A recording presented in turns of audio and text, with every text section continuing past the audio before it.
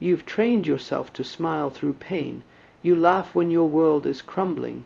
You say, "I'm fine," even when your chest is on fire and your mind is screaming. Why? Because somewhere along the line you were taught that showing pain is weakness, that silence is safer than honesty, that the world doesn't care about your wounds, only how well you hide them. But here's the truth most people never tell you. The ability to act like nothing hurts you isn't strength. It's survival, and it comes at a cost. Not everyone learns to fake a smile because they're brave.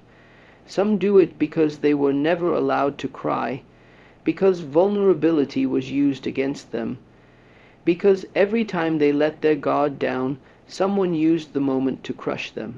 So they stopped opening up. They stopped trusting. They became silent warriors, perfectly composed on the outside, while bleeding on the inside. It's the art of quiet suffering, the kind of pain that doesn't scream, but whispers. The kind that eats you slowly, not all at once. History remembers strength through Stoicism.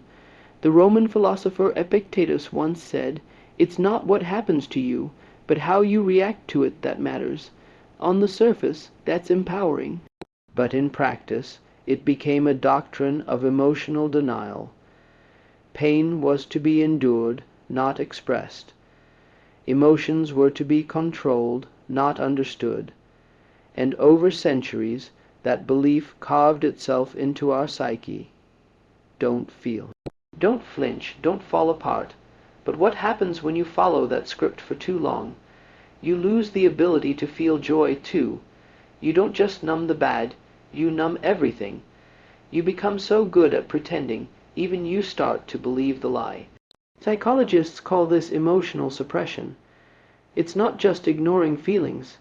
It's burying them deep enough to forget they exist.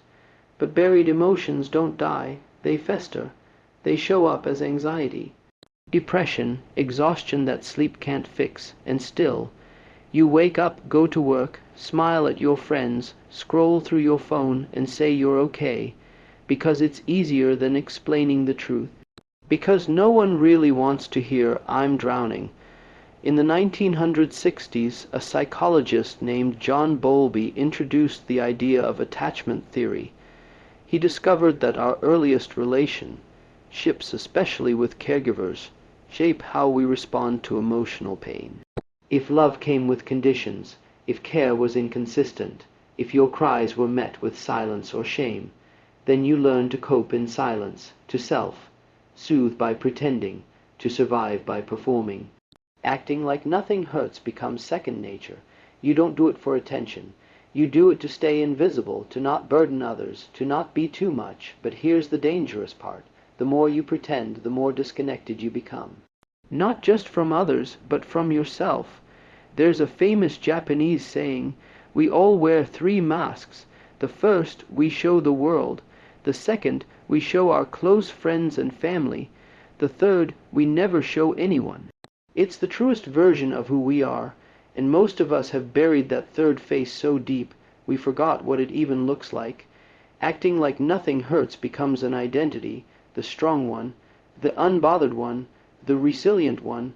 But strength without softness isn't strength, it's armor. And armor, when worn too long, becomes a cage. Real strength isn't pretending you're okay. It's having the courage to admit when you're not. It's knowing that emotional honesty doesn't make you weak. It makes you human. Take the story of Robin Williams, a man who brought laughter to millions while fighting a war no one saw. He mastered the art of hiding pain behind a smile, but behind the laughter was a silence that no one heard until it was too late. You see, people who act like nothing hurts are often the ones in the most pain, because they've learned that expressing emotion only leads to rejection or ridicule, so they carry it alone, every single day. This doesn't mean we should collapse into every emotion, but it does mean we need to make space for our inner world, to feel it, name it, process it, instead of burying it under sarcasm, productivity, or fake smiles. Because no matter how well you act, your body remembers. It remembers the tears you held back, the words you never said, the nights you lay awake pretending you were fine. Emotional pain, when ignored, becomes physical. Tight chests, shallow breaths, a constant feeling that something isn't right. But you can't explain why. So how do you unlearn it? How do you stop pretending? Start with honesty, not to the world, but to yourself. Ask, what am I really feeling right now? Then listen without judgment. Second, find safe spaces. They don't have to be people. They can be journals, books, moments of silence where you're allowed to just be asterisk. No pretending, no performance. Third, grieve not just people, but versions of yourself you had to kill off to survive. The soft child who cried easily, the teenager who wanted to be understood, the adult who still aches for connection. Mourning those lost pieces is painful, but necessary, because healing doesn't begin with strength. It begins with surrender, with finally saying, I'm not okay, and letting that be enough. You don't need to be the strong one all the time. You don't have to carry the weight of the world just to feel worthy. Sometimes the bravest thing you can do is break, because in the breaking there is truth, in the falling apart there is clarity. And from that wreckage, something honest can finally begin. So if you're someone who walks through life with a smile that hides 1,000 silent screams, if you've mastered the art of looking unbothered while dying inside, this message is for you. You are not weak for feeling. You are not broken for needing help. And you don't have to pretend anymore. Let yourself feel. Let yourself be real. Even if the world doesn't understand, it's not about them. It's about reclaiming the parts of yourself you buried to survive, because you deserve more than just survival. You deserve peace.